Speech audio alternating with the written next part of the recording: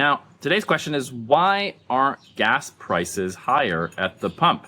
It's a weird question, but just bear with me for a second. Maybe you've noticed, gas prices are up, but not that much. There's a ton of conflict and war, unfortunately, around us in the world right now, and that usually sends oil and gasoline prices skyrocketing. But not quite this time. Why? As a refresher, I'm going to tell you things you already know, but let's just go through this again. War broke out between Russia and Ukraine when Russia tried to invade Ukraine, and that is ongoing. Russia is one of the largest gas producers in the world. Also, remember, the United States walked into Venezuela, kidnapped President Maduro and his wife, took them to jail in New York. And yet, the oil markets were pretty quiet in the aftermath of that, and supplies haven't been too interrupted. And now, of course, bombs are dropping in the Middle East, specifically in Iran and Gulf states. Israel, Iran, the United States are all embattled in a conflict with many other actors. And this is also generally creating a ton of turmoil in the oil markets, but the prices haven't skyrocketed. To put some numbers around it, gasoline prices in the United States at the pump, like this is what I pay to fill up my Honda Civic, they are up around 25 to 30% this calendar year so far. But this is nothing compared to the kind of oil shocks and gas shocks we saw, let's say, in the early 70s, when there was also a ton of major conflict around oil. Gasoline prices went up way more at the time, and there was rationing.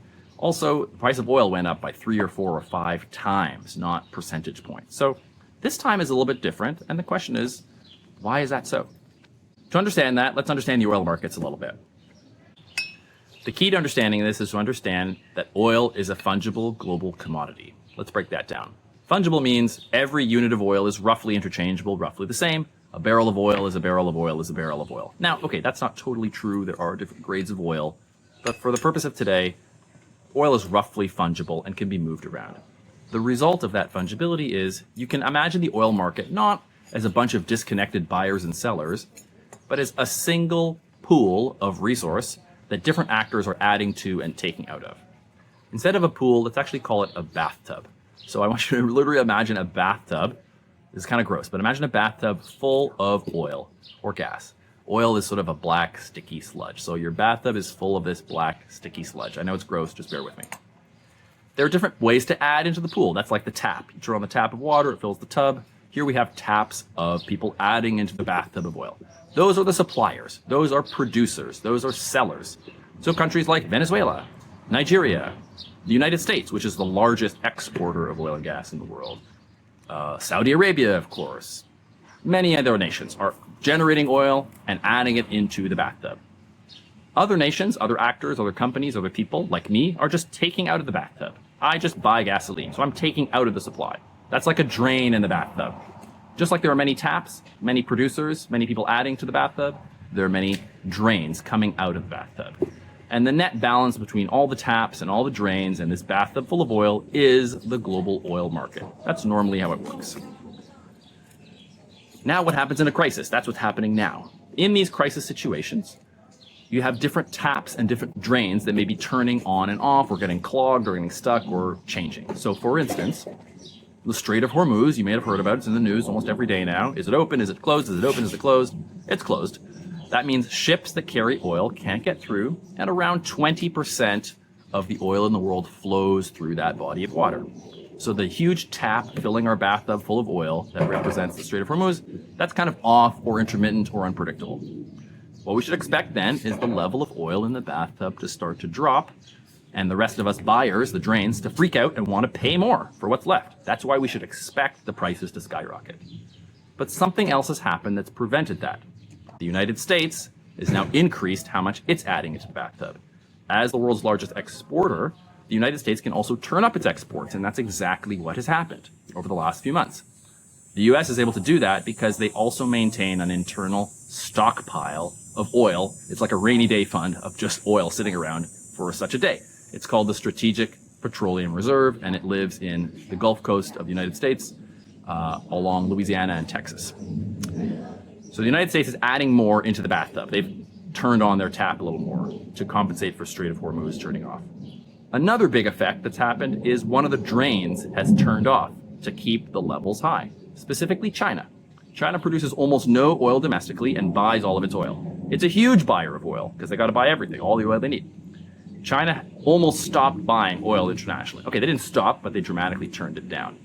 And they were able to do that because they have an even larger domestic stockpile of oil that they are using to feed oil into their domestic Chinese economy. That is keeping gasoline and oil prices relatively stable for Chinese people. It's keeping gas prices relatively stable for Americans inside the United States. And it's keeping gasoline and oil prices relatively stable throughout the entire world because, again, remember, we're all connected to this single bathtub with a lot of taps coming in to fill it and a lot of drains coming out that we always want to keep in balance. Now, of course, this bathtub analogy is a real oversimplification, but it works and it helps you get the idea. These choices to turn off taps, turn on taps, turn on drains, turn off drains, they're the result of conflict, technology, but also policy choices, which is, I'm saying this because oil and energy and everything to do with energy markets is a combination of policy choices, like governments deciding to open up their reserves, technology allowing the United States to produce and distribute more oil and gas, that's how that happened, and other forces and pressures like politics and war and conflict. The net of all of this is that despite all of the disruptions and conflicts around the world that are causing all kinds of damage, the oil market turmoil has kept prices for me, for you, relatively stable so that, for instance, I haven't had to dramatically change my lifestyle as a North American person who drives a gas car. And you may not have had to change your lifestyle with respect to how you use gasoline or oil or any of these products. So why does this all matter? Zooming out, why should you care about gas prices and oil market dynamics and this bathtub and the drains and the taps? The reason is that 80% of the energy we use on Earth to power our societies comes from oil and gas. That's just a fact. You can love it, you can hate it, but that is how the world works today. And so whether you think we need to end fossil fuel use tomorrow, or you think we're going to continue using 100 million barrels of oil per day indefinitely, it's really important to know something about oil markets, how they work, how they don't work if they break, and how it affects you in your daily life. One of the other big differences between the 1970s oil shocks, and there were a couple, and the present, is that we have a lot more levers at our disposal. We have more ways to add, not to the oil bathtub, but to the broader energy bathtub. So specifically, geothermal electricity, nuclear electricity, renewables. These are all forms of generating electricity that were just way less mature 20, 30, 40 years ago. And they're much more mature today, and they're being deployed more and more rapidly. In case you haven't noticed, a lot of countries are talking about nuclear again.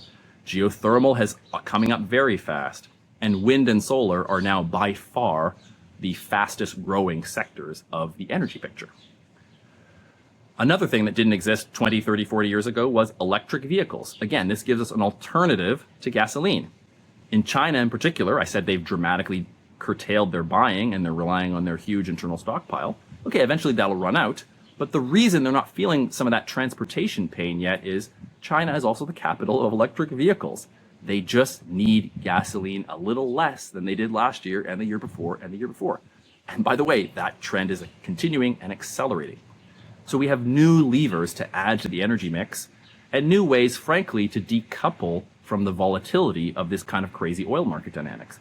Even though we've got the bathtub and the drains and the taps and we're trying to balance the oil markets at all times, a lot of people are just quietly or not so quietly saying, I don't really want to participate in this volatility of prices and having to guess when the next bomb is going to drop where.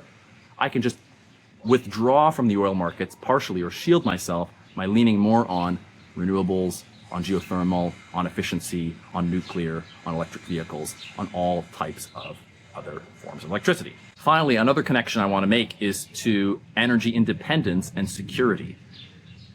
In the era of international trade suspicion and tariffs, a lot of nations are reconsidering their friends and allies and where they make stuff and their sovereignty. The idea of relying on other nations to import and export all your stuff is not as fashionable as it was last year or 5 years ago or 10 years ago.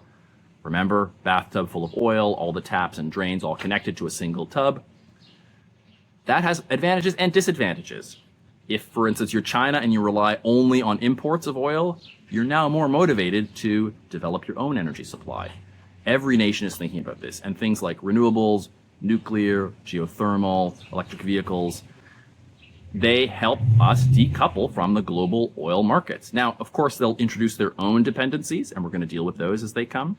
But from the volatility of oil, which is directly tied to conflicts as we see right now, Renewables and other sources are a way to decouple and shield nations. Sovereignty and security argument is another reason that many nations are looking at these technologies differently than they did even a year ago.